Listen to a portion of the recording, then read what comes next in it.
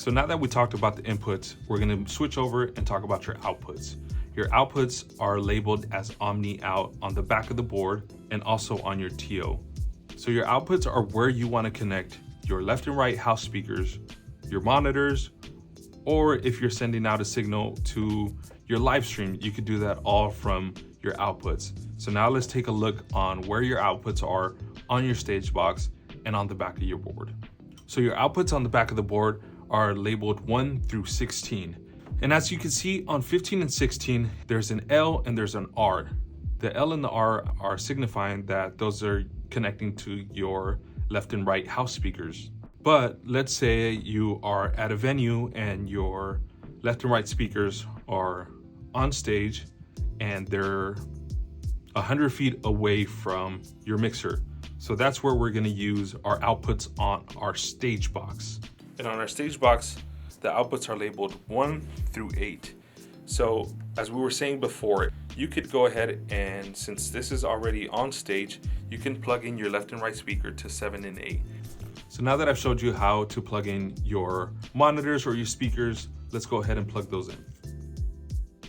So now that we've plugged in your main speakers, so we're gonna test out to see if we can hear our first microphone out of our speaker. So we're gonna test it all out, make sure it's all working.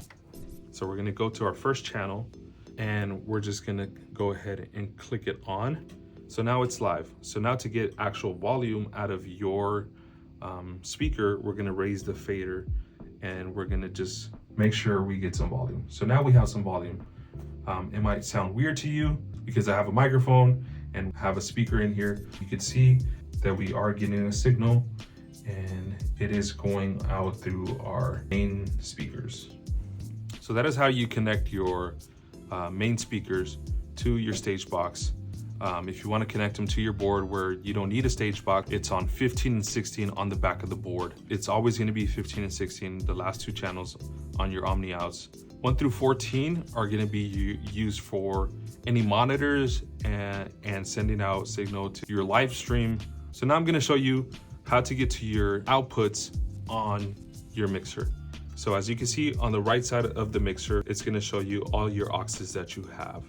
So we're gonna click on the first one and you can see that the whole board changes color and it sends you into a different layer. So this layer is gonna be just for monitor 1 and you could go ahead and send any signal you want to that specific monitor.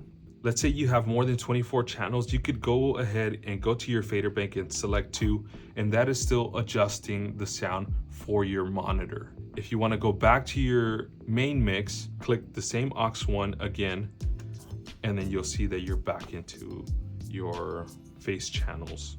So you would just do this same step for any of your mixes that are plugged in. So now that we're set up, I'm gonna show you how to save your preset so that if you have anybody else coming in, they don't mess with your setup and they just start with a new one. So the way we're gonna save this scene is we're gonna go up to our home screen and at the top left it's gonna say scene A and then it's gonna give you a number. So we're gonna click that. We're gonna save it to scene number 15. So we're just gonna go down to A15. We're gonna click on that and we're gonna click store. Here is gonna take you to a screen where you could title it. So for now, we'll just put test and you're gonna click OK.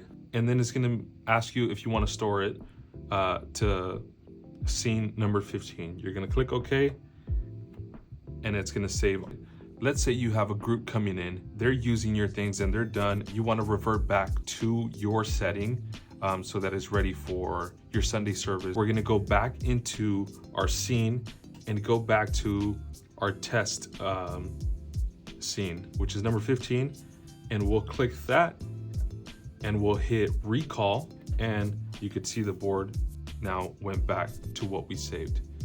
You always wanna make sure if you change anything to go ahead and save it again. Even if you made the smallest of changes, you wanna go ahead and save that scene one more time. So the next time you're using it, it saves from the smallest of changes that you did. Hopefully this video was super helpful on how to get to know and set up your Yamaha TF series mixer. If you have any questions or concerns about any of the equipment you have, please feel free to reach out to the media department here at DHQ. Thanks for watching.